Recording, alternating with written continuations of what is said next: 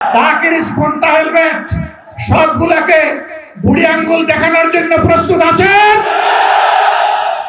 দেশের 12টা বাজবে আর আমরা বসে বসে আঙ্গুল চুষবো? এটা হবে না। আপনারা দুকাবাজ, না বুঝতে পারলে পতন কেউ ঠেকাতে পারবে না। এই জন্য এই সরকারের অনেককে দেখলে এখন জুলাই যোদ্ধারা আওয়াজ তুলে ভুয়া ভুয়া। ফ্যাসিবাদের বিরুদ্ধে লড়াই হবে, আপুসীর তীব্র বিজয় ছিনিয়ে আনার লড়াই হবে ইনশাআল্লাহ। এই আন্দোলন প্রথাগত কোন রাজনৈতিক দলের নেতৃত্বে গড়ে উঠে নাই। এই আন্দোলন গড়ে উঠেছিল ছাত্র তরুণ সমাজের নেতৃত্বে। তাদেরকে স্যালুট জানাই। 15.5 বছরে দফায় দফায় আন্দোলন করেছি, জীবন দিয়েছি, জেলে গিয়েছি, ফাঁসির কাস্টে দাঁড়িয়েছি, কিন্তু ফ্যাসিবাদকে আমরা তাড়াতে পারি নাই। জুলাইয়ের আন্দোলনের মধ্য দিয়ে যখন সারা দেশবাসী একাকার হয়ে গেল, তখনই ফ্যাসিবাদ দুপুরের খাবার ফেলে দিয়ে পালিয়ে যেতে বাধ্য হলো। এর আগে তো আর পালিয়ে যায়নি। সুতরাং এই ক্রেডিট জনগণের, নেতৃত্বের ক্রেডিট আমাদের তরুণ সমাজের। এইটা নিয়ে কেউ টানাটানি করুক, তা আমরা পছন্দ করি না। এই আন্দোলনের কোন মাস্টার মাইন্ড, একক মাস্টার মাইন্ড কাউকে স্বীকার করি না।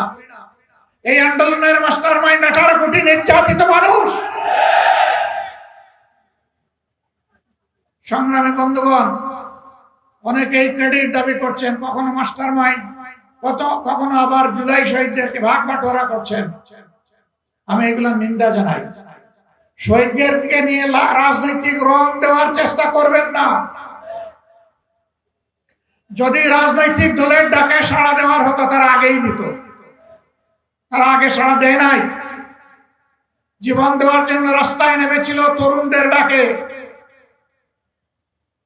তারা জাতির সম্পদ, তারা কোন দলের সম্পদ হতে পারে না। তাদের নিয়ে কোন রাজনীতি হোক, এটা আমরা পছন্দ করি না।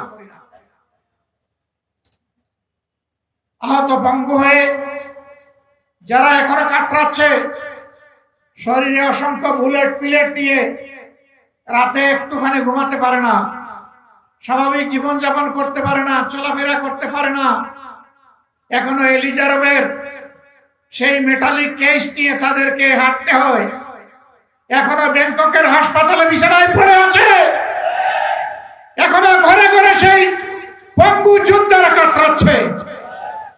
তাদের দিকে নজর দেওয়ার ফুসরত এই সরকারের হচ্ছে না। আমরা স্পষ্টভাবে বলতে চাই, যাদের কারণে জাতি নাজাত পেয়েছে তাদেরকে অবশ্যই সম্মান দিতে হবে। যারা জীবন দিয়েছে তাদেরকে রাষ্ট্রীয় খেতাবে ভূষিত করতে হবে। শহীদ পরিবারগুলোকে সম্মানের সাথে পুনর্বাসন করতে হবে। যারা আহত পঙ্গু হয়েছে তাদের সুচিকিৎসা নিশ্চিত করতে হবে, সেটা দেশে হোক কিংবা বিদেশে হোক। এটা হবে সর্বোচ্চ অগ্রাধিকার, এবং তাদেরকেও সম্মানজনক পুনর্বাসনের ব্যবস্থা করে দিতে হবে। খুনিদেরকে, ফ্যাসিস্টদেরকে বিচারের আওতায় এনে তাদের শাস্তি নিশ্চিত করতে হবে। লক্ষণ ভালো না, একটাও দেখতে পাচ্ছি না। সব যেন চূড়াবালিতে হারিয়ে যাচ্ছে। কার সাথে আতাত করে জাতির এই দাবিগুলোকে উপেক্ষা করা হচ্ছে আমরা জানতে চাই। এর জবাব প্রধানমন্ত্রীকে দিতে হবে, কারণ এর আগে, নির্বাচনের আগে তিনিও তো এই দাবিগুলো করেছিলেন। এখন কেন সেগুলো হারিয়ে যাচ্ছে? প্রিয় দেশবাসী, এইখানে মুজিবুর রহমান ভূঁইয়া মঞ্জু বলে গেছেন যে যমজ মায়ের 2 সন্তানের মতো একদিনে 2টি ভুল হয়েছে। একই চেহারা, 2 মিনিট আগে আর পরে সিল পড়েছে। এখন এক সন্তানকে মা তার সন্তান হিসাবে ধারণ করে আরেকজনকে অগ্রাহ্য করে, এমন কোন মাকে দুনিয়ায় খুঁজে পাওয়া যাবে?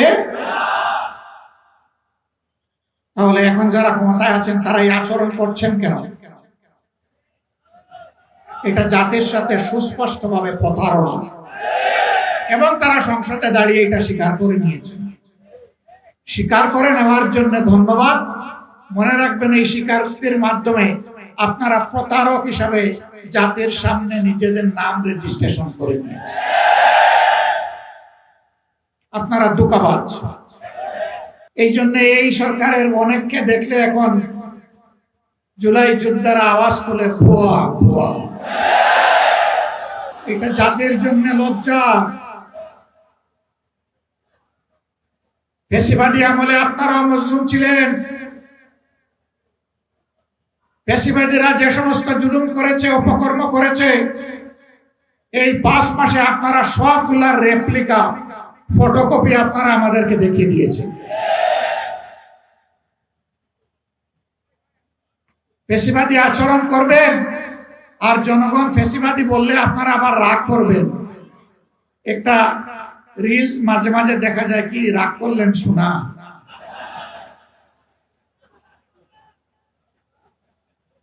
ফ্যাসিবাদী আচরণ ছেড়ে দেন, জনগণ ফুলের মালা দিয়ে আপনাদেরকে বরণ করবে, দেশ গড়ার কাজে সাহায্য করবে।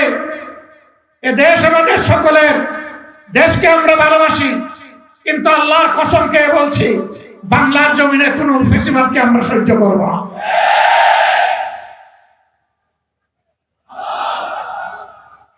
আমাদের গণভোটের গণরায় মেনে নেন।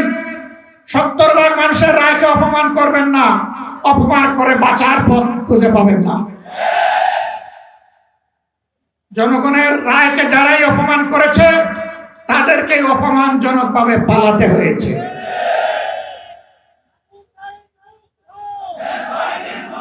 প্রিয় দেশবাসী, এই ব্যাপারে আপোষ করার জন্য প্রতিনিয়ত আমাদেরকে চাপ দেওয়া হচ্ছে, আমাদেরকে লোভ দেখানো হচ্ছে।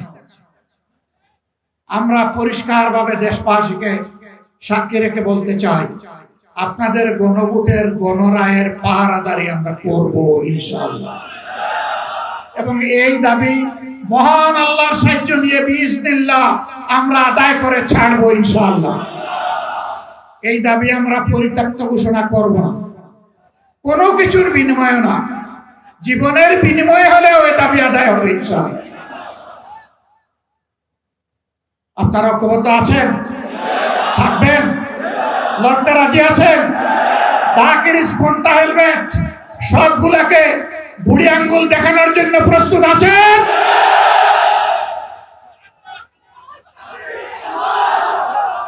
গত 3-4 দিন ধরে বাংলাদেশের শিক্ষাঙ্গনে যা হচ্ছে, শিক্ষাঙ্গনের ছাত্র এবং শিক্ষকরা তারা আতঙ্কগ্রস্ত।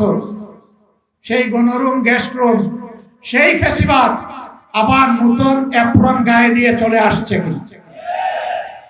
আমরা শিক্ষাঙ্গনের ছাত্র, শিক্ষক, কর্মচারী সবাইকে বলবো, ফ্যাসিস্ট যেখানেই প্রতিরোধ সেখানে।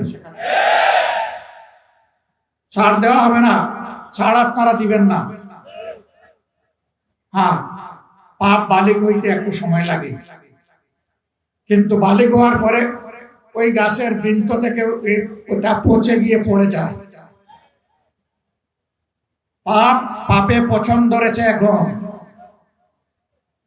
সরকার যদি এটা বুঝতে পারেন ভালো, না বুঝতে পারলে পতন কেউ দেখাতে পারবে না। ওনারা বলতে চান মাত্র 5 মাস হলো সরকারের, এত অস্থির কেন আপনারা? আমি পাল্টা প্রশ্ন করতে চাই, মাত্র 5 মাসের ভিতরে জনগণের সাথে এত বিশ্বাসঘাতকতা করলেন কেন? আপনারা যদি বিশ্বাসঘাতকতা না করতেন, আমাদের তো অস্থিরতার কোনো কারণ ছিল না। দেশের 12টা বাজবে আর আমরা বসে বসে আঙ্গুল চুষবো? এটা হবে না। প্রিয় দেশবাসী, আপনারা প্রস্তুত হন। সব থেকে মনে হচ্ছে আরেকটা অনিবার্য বিপ্লব আসন্ন।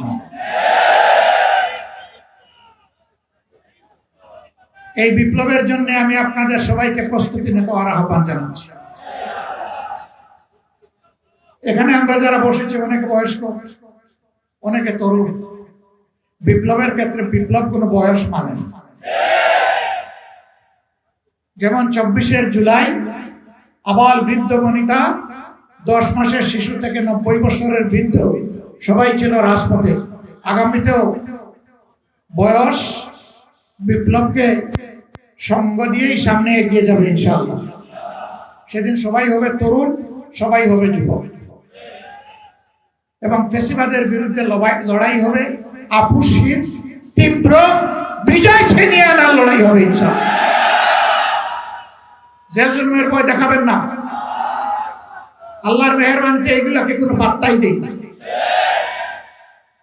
ফাঁসির ভয় দেখাবেন না।